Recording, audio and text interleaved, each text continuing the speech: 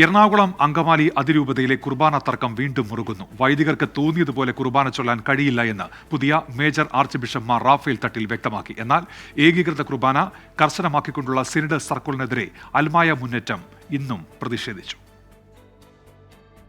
സഭയും ആരാധനാക്രമവും അനുശാസിക്കുന്ന രീതിയിൽ വേണം കുർബാന അർപ്പണമെന്ന കർശന നിർദ്ദേശമാണ് സിറോ മലബാർ സഭ major arch bishop Raphael Thattil ഇന്ന് നൽകിയത്. ഇതോടെ പ്രതിഷേധം വീണ്ടും കടുത്തു. എറണാകുളം ബിഷപ്പ് ഹൗസിലേക്ക് അൽമായ മുന്നേറ്റത്തിന്റെ പ്രകടനം.